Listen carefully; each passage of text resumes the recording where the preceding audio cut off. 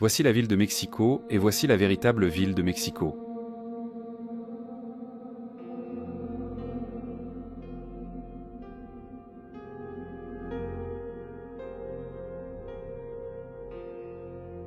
Nous sommes arrivés dans la capitale du pays, une métropole de plus de 9 millions d'habitants. Difficile à imaginer, mais cette gigantesque cité, l'une des plus grandes au monde, abrite également de profondes inégalités et une grande pauvreté. En périphérie de la capitale, les colonies populaires, semblables aux bidonvilles, accueillent des millions de personnes. Dans ces communautés, les rues sont en terre battue, de nombreuses maisons sont construites de manière improvisée avec des matériaux recyclés, et l'absence d'assainissement de base ou d'infrastructures essentielles fait partie intégrante du paysage. C'est poignant de constater les conditions dans lesquelles vivent ces gens. Ce qui impressionne le plus, c'est la manière dont ces communautés se forment.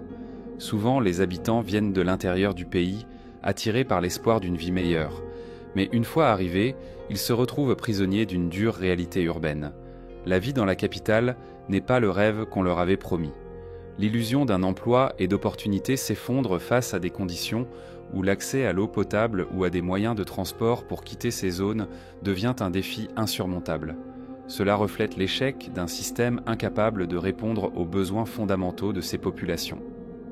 Le Mexique est un pays qui a traversé de nombreuses crises et continue d'en affronter aujourd'hui. Pourtant, ce n'est pas un pays pauvre. Alors pourquoi une telle pauvreté et de telles inégalités ? Pourquoi certaines régions sont-elles marquées par tant de souffrances tandis que d'autres affichent richesse et opulence ? Je vais tout vous expliquer dans cette vidéo. Mais avant cela, abonnez-vous à la chaîne. Maintenant, je vais vous expliquer la différence entre le nord et le sud du Mexique. Lorsque l'on quitte les grandes villes pour observer le pays dans son ensemble, les inégalités deviennent encore plus flagrantes. On dirait que le Mexique est divisé en deux. Le nord, plus industrialisé, abrite de nombreuses usines produisant de tout, des voitures aux appareils électroménagers. Cette région, étroitement connectée aux États-Unis, est plus riche et dispose d'infrastructures bien plus développées. En termes de richesse et de progrès, c'est essentiellement la région la plus prospère du Mexique. En revanche, le sud du pays raconte une toute autre histoire. Principalement rural, il repose sur une économie axée sur l'agriculture et l'artisanat. Des États comme le Chiapas ou le Guerrero offrent des beautés naturelles spectaculaires, mais affichent aussi certains des taux de pauvreté les plus élevés du pays. Ce sont des régions où les traditions indigènes restent très vivantes, ce qui est fascinant à découvrir. Cependant, cela reflète aussi l'abandon et l'exploitation auxquels ces communautés ont été soumises pendant des siècles. Cette inégalité n'est pas seulement géographique, elle est aussi historique. Pendant des siècles, les peuples indigènes et ruraux, les premiers habitants du Mexique, ont été marginalisés et privés de ressources, tandis que les investissements se concentraient dans le nord du pays. Aujourd'hui, cette réalité persiste. Le sud lutte pour survivre, tandis que le nord progresse à grands pas. Mais tout n'est pas idyllique dans le nord. Bien qu'on y associe richesse, développement et prospérité, la pauvreté existe aussi, bien que souvent cachée parmi les grandes villes et les zones modernes. Ces poches de misère sont en quelque sorte les bidonvilles du Mexique.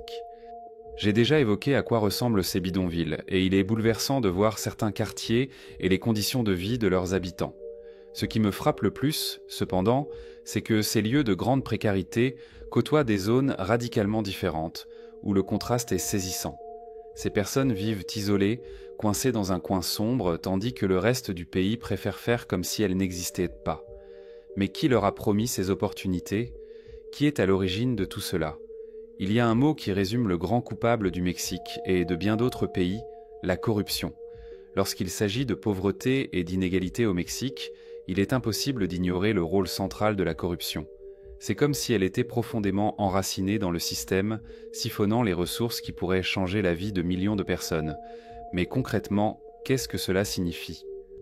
Imaginez, chaque peso détourné vers les poches d'un politicien ou d'un entrepreneur corrompu est un peso en moins pour financer des écoles, des hôpitaux ou même des infrastructures de base dans les communautés les plus démunies. La corruption n'est pas qu'un problème politique, elle a des répercussions directes sur la vie des gens. Dans les bidonvilles de la ville de Mexico, le manque d'infrastructures en est une conséquence directe. L'argent qui devrait servir à améliorer les transports publics ou à fournir de l'eau potable aux habitants disparaît simplement, Et ce problème ne date pas d'hier.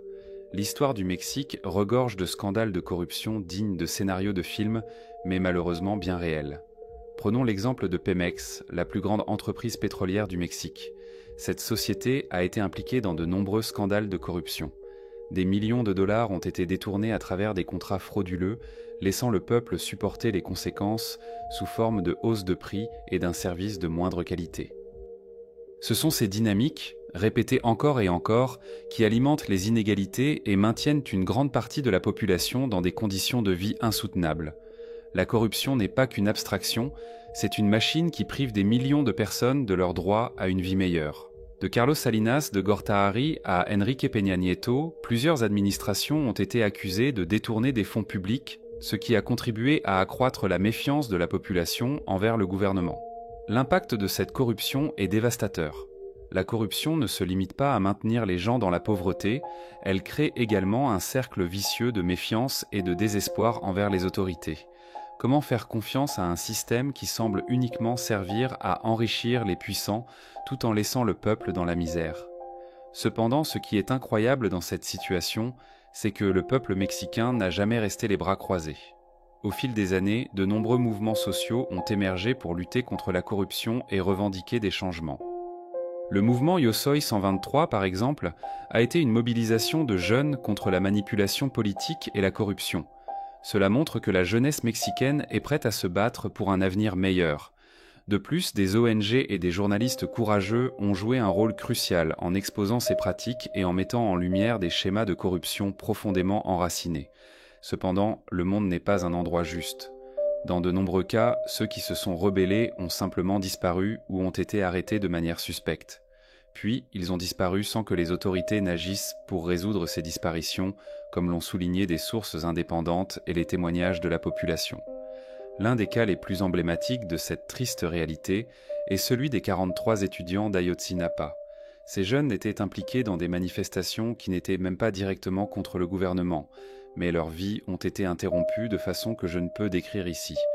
Jusqu'à aujourd'hui, les familles de ces étudiants continuent de chercher justice et réponse, se heurtant au silence et aux contradictions des autorités.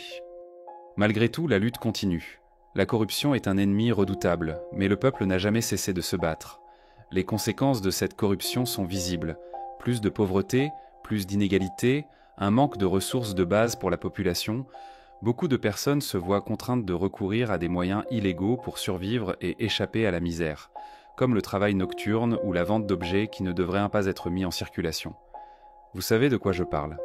Et malheureusement, le Mexique est plongé dans ces deux problèmes. La réalité de la vie pour de nombreuses personnes dans le pays les pousse vers des chemins très difficiles, et l'un de ces chemins est celui de la vie nocturne. Dans certaines régions du pays, cette activité est même légalisée et régulée, mais cela ne signifie pas pour autant que la situation soit facile ou sûre pour ceux qui y travaillent. Au contraire, bien souvent, ce choix n'est pas réellement un choix, mais une nécessité, dictée par les difficultés auxquelles la population est confrontée. L'inégalité que nous avons déjà mentionnée joue un rôle crucial dans ce phénomène. Quand vous grandissez dans un environnement sans opportunité d'études, sans emploi et sans soutien du gouvernement, que vous reste-t-il pour survivre? Malheureusement, beaucoup finissent par se retrouver dans ce milieu comme moyen de subsistance, en particulier les femmes, bien que cela touche aussi des hommes et même des adolescents. Et comme si cela n'était pas déjà assez difficile, la vie nocturne est souvent liée à des problèmes bien plus graves, comme la traite des êtres humains.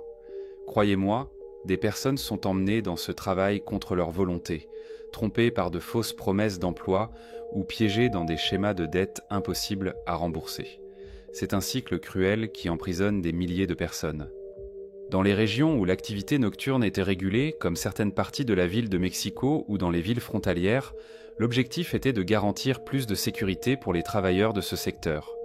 Mais la réalité est que, même dans ces zones, les problèmes persistent. Cette situation montre un système qui échoue à protéger ses citoyens. Le plus triste, c'est que, pendant que cette situation est ignorée, des milliers de personnes restent piégées dans l'ombre. Ce qui est clair, c'est que la vie nocturne n'est pas un problème isolé, c'est le résultat d'un système défectueux où l'inégalité, la corruption et l'indifférence du gouvernement convergent, créant un cycle très difficile à briser.